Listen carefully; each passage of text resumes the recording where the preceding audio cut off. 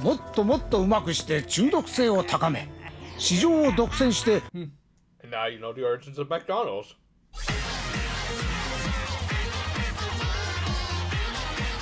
We continued right from where we left off last week, with Shoma having remembered that he had actually met Hanto's mother back when he was just a kid. Of course, the chocolate writer himself jumped at this revelation, and as usual, Yusuke Hino just has some great facial expressions. Like, his bug eyes here are hilarious, but they also did get across a slight bit of hope that his mother might still be alive, in spite of what he's going to say in just a minute. Anyway, Shoma explained how when he was just the most innocent of innocent little kids who had no idea of what sort of illegal dealings his family were committing, he had wandered off from the main Stomach mansion and into their production facility looking for his mother. However, he ended up running into a different Martha named Sai, who assumed that he was another one of the abducted humans about to be processed into gelatin, or as a young Shoma was about to eat, something more akin to a jawbreaker judging by how hard it was. Okay, but seriously, I do like this little touch of the young Shoma almost eating that stuff, which could have led to an alternate timeline where he might have gotten addicted to that stuff,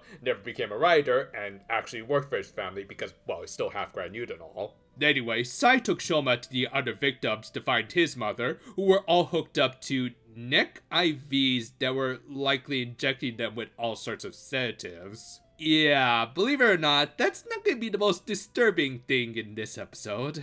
But yeah, when she realized that Shoma hadn't been abducted, she made a face very akin to her son, and then learned the truth when Longo came in to take his little brother back to his room. And apparently, this wasn't Sai's first escape attempt, and hell, she probably might have gotten away if she hadn't been a good Samaritan.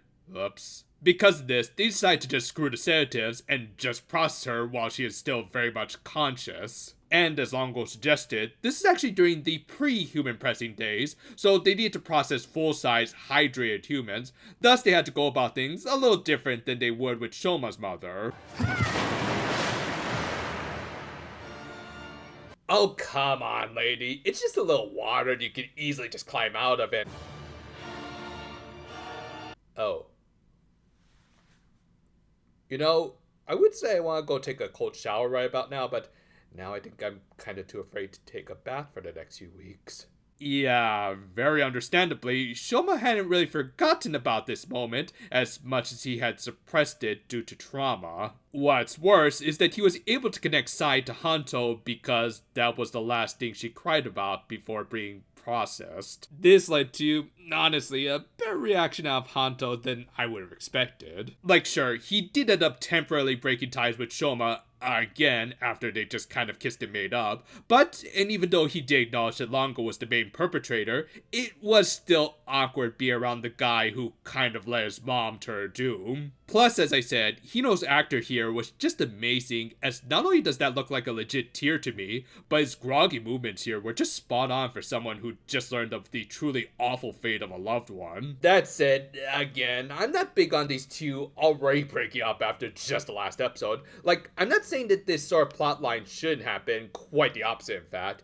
It's just that it might have been better if we had just spaced things out a little more is all I'm saying. My personal theory is that they were originally planning on doing this twist later, but certain other things took priority as Suga gave Kamen Rider Valen some Valentine chocolates. Dude, are these Mr. Beast chocolates? Yeah, I'd much rather eat Hershey's rather than anything from that loser. But yeah, they were supposedly prototype Gochuzos that Suga totally created just by himself. Though, and he also warned Hanto that they might be bitter chocolates, which one, that's a different kind of chocolate altogether rather than dark, and two, is there something else that you're suggesting by that? Probably not. Meanwhile, Shoma decided to finally come out and tell the truth about himself to Sachika. And yet again, this girl proved why she's probably the best character in the show by very rightfully saying everything that needed to be said about the Stomach family. 馬賞はこれからどうしたい？うちにどうしてほしい？ You shut up! Don't ruin this perfectly good moment! But yeah, while she wasn't much of a warrior beyond the keyboard, she did figure that she could act as a supporter by helping resupply his gochuzos, which, yeah, I don't think you should encourage diabetes by eating all of those snacks. Plus, due to restarting his tiff with Hanto, he was still constipated. Also, considering how much they eat, I do wonder if Grand Newts have developed stomach medicines for that and other tummy issues. Yup. Diarrhea. Meanwhile, Hanto met with an old friend named Kataro to have some drinks at yakiniku, and he ended up unknowingly bringing up Hanto's deceased mentor, as well as the fact that he was looking for some monsters. あの頃よりもっと真剣にな。 Jeez, this Grand Newt is bold if he's not even using a disguise and that's the actor's actual face. I'll see myself out.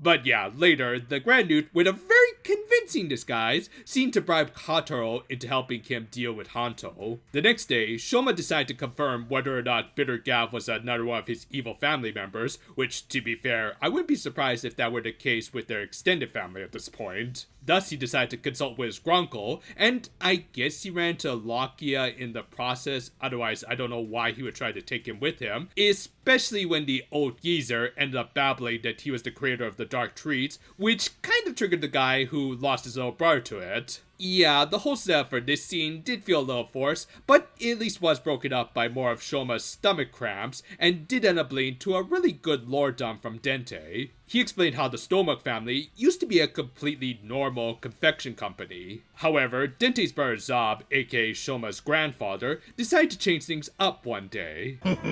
世界で仕入れた未知の材料だ。 Well, no wonder things went south. That guy also works for Eternal. But yeah, this is some really interesting lore that showed how things really spiraled out of control once Zob realized that humans made for tasty treats, and like the creators of many drugs that started off as just mundane stuff that could even be used for medicine, he just kept making it more and more addictive before it eventually got outlawed. And while it was implied that he had passed away, I'm calling it right now, this guy is gonna somehow come back and be the final boss of the show due to his famous VA, plus the fact that he just looks like a final boss, doesn't he? But yeah, we also got some good Dente lore when he revealed why he left the Stomachs, having gotten disillusioned with where the company was going, and preferring just to help his great nephew. Yeah, this old dude may have the same voice as Rick Sanchez, but he was nothing like him.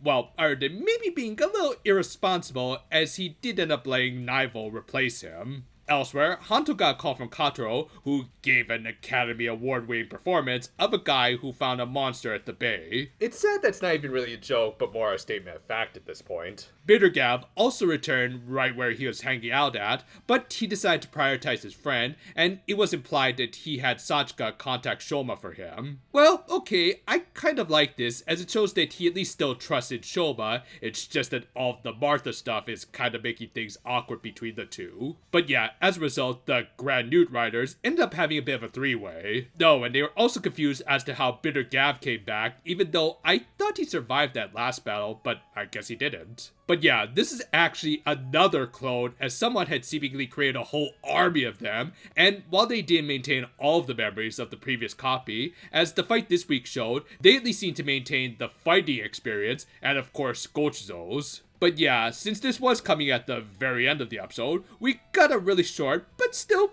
decent fight this week, if only for the spectacle of Shoma and Lakia double-teaming Kane. However, he managed to escape thanks to his brown sugar candy bike, so the episode ended with Shoma giving chase, while Lakia helped some injured victims, much to his bored chagrin. This was a good lore-building episode with some pretty interesting twists. Obviously, the thing everyone is going to talk about is the absolute nightmare fuel that was the fate of Sai, but personally, I was a little more invested in Dente's lore dump. For this next arc, I really do hope that we can learn more about the Stomach's history, because just this little bit was really damn intriguing. Personally, like Hanto, I did kind of think that his mom was still alive, even though all of the clues were leaning towards her being dead. That said, I don't think any of us were expecting such a brutal death that they actually showed in this kids show. Like, points for being gutsy, but I also can't say I'm crazy about Hanto already going into another and kind of literal dark arc. Granted, it is somewhat relieved by the fact that he hasn't completely cut ties with Shoma and just wants a little time apart, but still, a little spacing out between these story arcs would have been nice. Fortunately, the real highlights of this episode, at least for me, were Sachika and Dente. Both were able to show off how amiable they were and supportive of Shoma. The line in particular ended up providing us with some very intriguing backstory for the Stomachs that can be really expanded upon in the future. He also now has an interesting conflict going on with Lakia, where he might have to realize the gravity of creating the dark treats, as he only really left that business because he got bored of it, rather than ever acknowledging the damages they had done to two worlds.